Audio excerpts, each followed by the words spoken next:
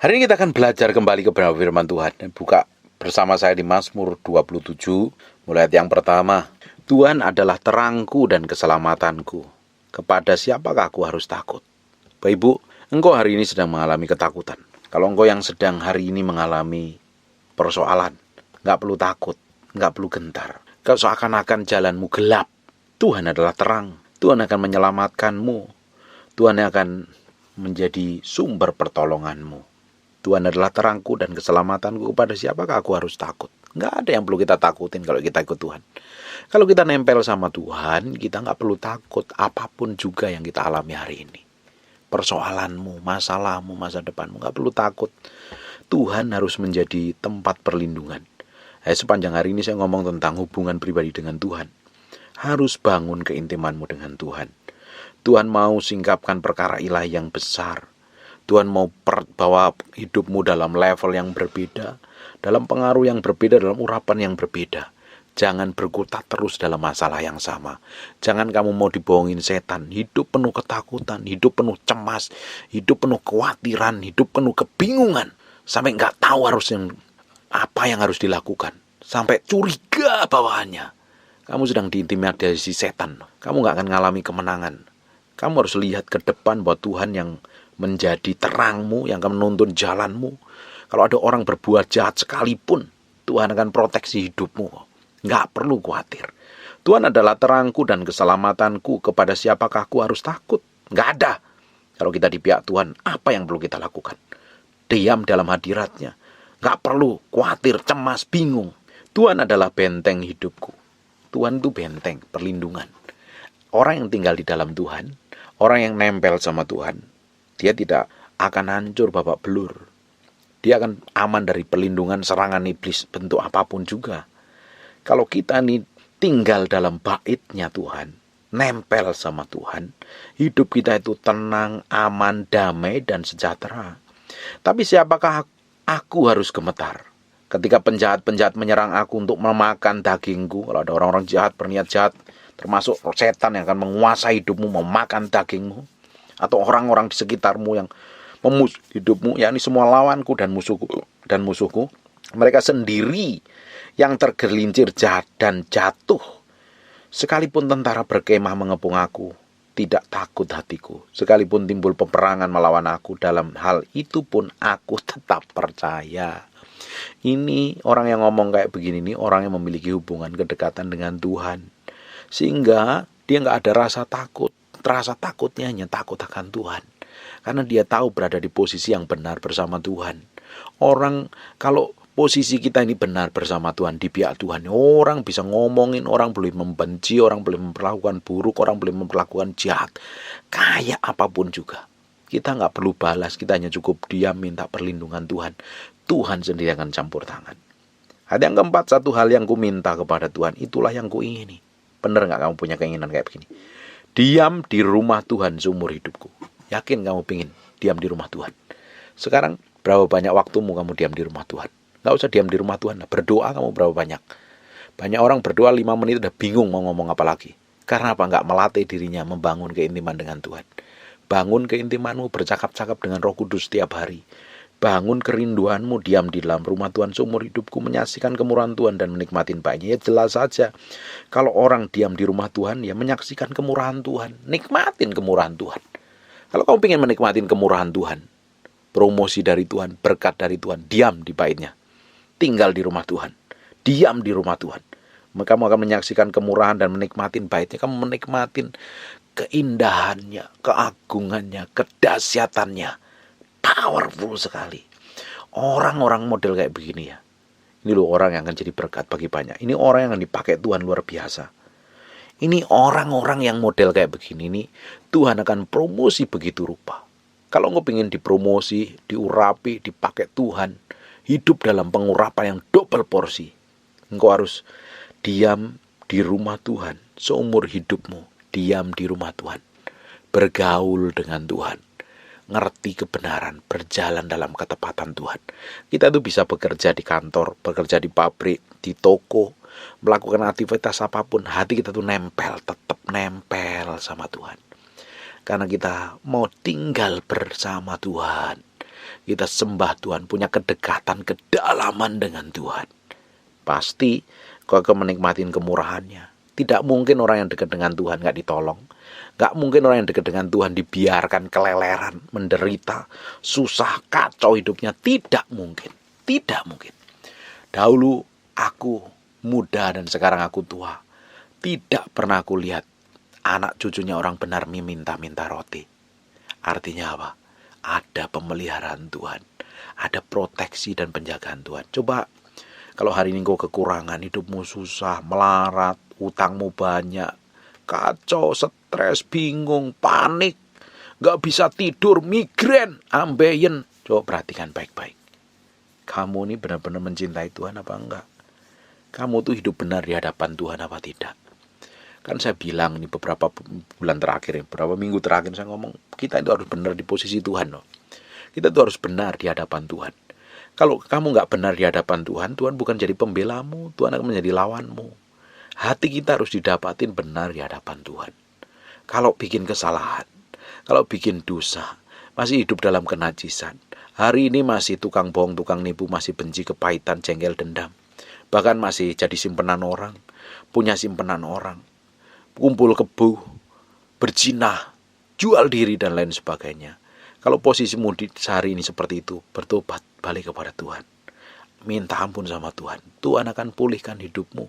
Tuhan akan bikin terobosan atas hidupmu. Tuhan akan lakukan perkara-perkara ilahi atas hidupmu. Dan Tuhan akan nyatakan kuasa dan kedahsyatannya atas hidupmu. Hari ini kita harus benar-benar menyerahkan hidup kita ini sepenuhnya di hadapan Tuhan. Bergantung sepenuhnya kepada Tuhan. Mengasihi Tuhan. Menikmatin kebaikan Tuhan, menikmatin kemurahan Tuhan, menikmatin sesuatu yang ajaib dan dahsyat yang Tuhan berikan kepada kita.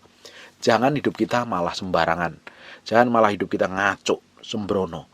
Ya hidupmu gak akan diberkatin Tuhan. Kalau hidupmu gak di dalam hadirat Tuhan, gak di dalam posisinya Tuhan, hidupmu gak akan jadi berkat. Hidupmu gak akan diberkatin Tuhan juga. Kamu seperti buka celah, seperti perlindunganmu bocor, seperti kirbatmu bocor, gak bisa menampung minyak. Kenapa? Ada bocoran, merembes keluar terus, sehingga tidak diberkati hidupmu. Bahkan kacau, gak damai sejahtera, hidup menderita, hidup penuh kekurangan, hidup babak belur. Ya meski balik kepada Tuhan, mencintai Tuhan dan mengasihi Tuhan, kita harus benar-benar mencintai Tuhan lebih dari apapun juga, Bapak Ibu. Jangan pusing dengan ngejar sesuatu yang sifatnya duniawi. Ya memang kita harus bekerja. Kita harus tanggung jawab dengan pekerjaan kita. Coba, kalau kamu ngejar sesuatu yang sifatnya duniawi, nanti kamu akan kehilangan Tuhan. Kita harus cari Tuhan, kejar Tuhan. Tuhan akan singkapkan banyak hal, dan Tuhan akan berkatin kamu double porsi. Banyak orang yang ngejar duniawi, kehilangan anaknya. Orang yang ngejar duniawi, kehilangan istrinya, kehilangan keluarganya, kehilangan semuanya bahkan. Kamu ngejar sesuatu yang fana, ngejar sesuatu yang bukan dari Tuhan, dan kamu gak mengutamakan Tuhan, kamu akan banyak kehilangan. Kehilangan damai sejahtera, kehilangan suamimu, kehilangan anakmu, kehilangan keluargamu. Orang-orang yang ngejar keinginan hawa nafsunya, keinginan dagingnya, mereka banyak mengalami kehilangan. Karena apa? Bocor. Proteksi perlindunganmu bocor. Setan bisa kuasai, setan bisa gagai, setan bisa hancurkan dengan mudah sekali. Makanya kita harus diam di rumah Tuhan, menyaksikan kemurahan dan menikmatin bait-Nya, mencari wajah Tuhan dengan kesungguhan hati. Sungguh hati mencari Tuhan, sungguh hati mencari Tuhan. Orang kuncinya dipakai Tuhan, sekalipun itu hamba Tuhan, sudah pelayan kayak apapun. Kalau memiliki hubungan kedekatan dengan Tuhan, gak mau bergaul intim dengan Tuhan, gak ngalami Tuhan secara pribadi, hidupmu juga gak akan mengalami pengurapan yang double porsi. Hanya biasa saja. Apalagi orang yang kenal Tuhan. Hamba Tuhan yang udah kenal Tuhan pun kalau nggak memiliki hubungan pribadi dengan Tuhan, ya hidupnya biasa saja. Khotbahnya biasa saja, pelayanannya biasa saja, pengaruhnya biasa saja. Tapi kalau kita selidikin di seluruh tokoh Alkitab, yang mereka muncul di permukaan dengan urapan yang powerful, mereka adalah orang-orang yang banyak membangun keintiman dengan Tuhan. Henok membangun keintiman dengan Tuhan karena dekat dengan Tuhan sampai dia diangkat ke surga. Orang yang gak mati, gak mengalami kematian, ini orang yang powerful, menikmatin kebaikan dan kemurahan Tuhan. Suatu hari kalau kita nanti ke surga, kita mau banyak ngobrol dengan dia dong. Tanya banyak hal. Kenapa kok banyak waktunya hidupnya bergaul dengan Tuhan seperti itu? Kita itu berdoa 5 menit aja udah capek, udah ngantuk, gangguannya banyak. Dikit-dikit lihat handphone, nganggap diri kita penting, nganggap diri kita hebat. Sehingga kita harus melayani semua orang, dengerin telepon. Nanti kalau nggak ditelepon, bisnis rugi triliunan rupiah. Karena apa? Setiap orang penting buat dirinya sendiri, merasa pintar buat dirinya, merasa hebat buat dirinya sendiri. Padahal enggak ada apa-apanya. Hari ini kita harus taruh hati kita ini di hadapan Tuhan. Kita harus taruh sepenuhnya di hadapan Tuhan. Sepenuhnya di hadapan Tuhan. Kita harus dedikasikan hidup kita ini sepenuhnya untuk mencintai dan mengasihi Tuhan. Sungguh-sungguh, bukan di mulut saja, tapi dalam praktek hidup kita hari-hari. Bangun keintimanmu dengan Tuhan. Bangun keintimanmu. Orang kalau dekat dengan Tuhan, ya kamu bisa cerita banyak hal. Dan kamu bisa menikmati hari-harimu penuh damai, sejahtera, kebahagiaan. Kamu bisa enjoy, bisa tenang dan rileks dalam hadiratnya. Nggak panik, nggak bingung, nggak kacau. Bisa ada orang yang mau berbuat jahat, berniat jahat, tapi kamu bisa tenang. Tenang. Nih, ayat yang kedua ya, perhatikan baik-baik. Ketika penjahat-penjahat menyerang aku untuk memakan dagingku. Siapa yang memakan dagingmu hari ini? Bukankah setan, kejahat, curi, membunuh, dan membinasakan? Yakni semua lawanku dan musuhku, mereka sendiri yang tergelincir dan jatuh. Kok bisa tergelincir dan jatuh? Tuhan sendiri berperkara. Tapi kalau kamu hari ini ngadepin masalah, disakitin orang aja kamu pengen balas balik. Gak dihormatin orang lain, rasanya kamu merasa terhina. Ditegur orang lain padahal kamu yang salah, kamu merasa terhina. Orang gak tahu kamu merasa, aduh siapa sih aku ini? Merasa rendah diri. Dengerin baik-baik. Kalau kamu ini bersama Tuhan nih, kamu dalam perlindungan Tuhan. Musuhmu, orang memperlakukan buruk sama kamu, Tuhan sendiri yang campur tangan bela. Jangan bela diri. Jangan merasa benermu sendiri. Hari ini malu belajar pikul salib, mati daging, sangkal diri. Cintai Tuhan, kasihin Tuhan. Lebih banyak waktumu sama Tuhan. Jangan buang waktumu sia-sia, dihabiskan untuk perbuatan daging yang rendahan dan murahan. Kejar yang lebih mulia, kejar yang lebih agung, kejar kesucian, kejar hidup kudus, kejar hidup dalam kemuliaan Tuhan. Menikmatin baitnya. Satu hal yang ku minta kepada Tuhan, satu tok loh. Itulah yang ku inginin, sampai ngidam pinginnya ini. Diam di rumah Tuhan seumur hidup. Diam di rumah Tuhan seumur hidup. Bayangkan, diam di rumah Tuhan seumur hidup. Kalau diam di rumah Tuhan, bukankah Tuhan yang jagain, Tuhan proteksi, Tuhan lindungi?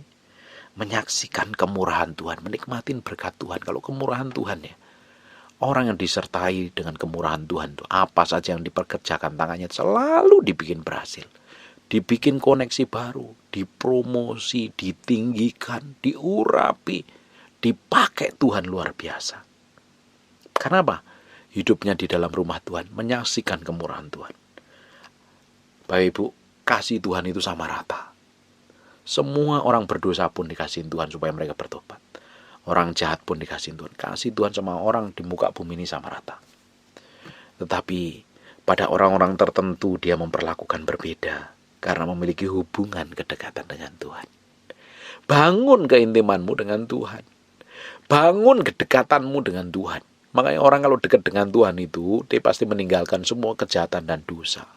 Kan tidak mungkin kita ini dekat dengan Tuhan, bangun keintiman dengan Tuhan, tapi kita dalam dosa. Ya namanya kamu munafik dan jahat dan palsu hidupmu. Tapi kalau kita mau dekat dengan Tuhan, kita kan bereskan hati kita. Kita mau benar-benar berada di posisi Tuhan. Tuhan yang akan promosi. Nah, kamu bisa diam dan menikmatin kemurahannya, pembelaannya, promosinya, berkatnya. Pemakaian Tuhan atas hidupmu. Dikoneksi dengan orang-orang secara ilahi. Dan kamu bisa menikmatin baitnya.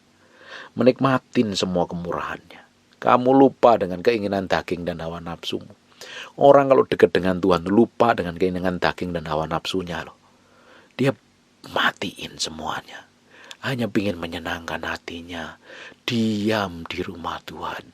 Menikmatin kekudusan dan kesuciannya. Menikmatin kebajikan dan kemurahannya. Selama-lamanya. Powerful sekali. Saya ingin menikmatin kemurahan Tuhan dan menikmatin baitnya di rumah Tuhan seumur hidup saya. Pengen menikmatin itu. Saya berdoa Bapak Ibu juga pengen kerinduan menikmatin kebaikan Tuhan. Kamu bisa ditempatkan di mana saja, tapi kamu bisa menikmatin kemurahan Tuhan, kebaikan Tuhan, kasih setia Tuhan yang powerful dan dahsyat itu. Amin. Tutup matamu, tutup Alkitabmu, kita berdoa. Bapa, terima kasih buat firman-Mu, bahwa kami terus mengalami keintiman, membangun keintiman dengan Engkau, membangun kedekatan dengan Engkau. Ajarin kami bayar harganya di hadapan-Mu Tuhan.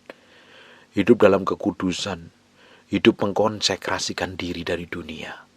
Kami memilih untuk tinggal bersama Tuhan dan mencintai Tuhan, mengasihi Tuhan.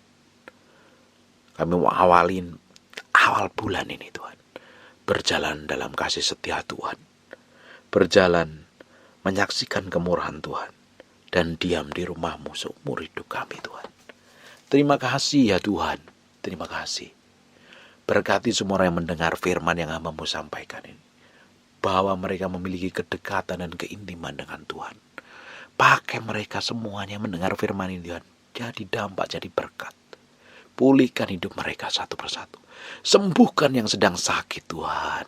Tuhan jamah, Tuhan jamah. Terima kasih. Bagimu segala hormat, bagimu segala pujian. Kami materaikan firman-Mu dengan darah anak domba Allah, dalam nama Yesus.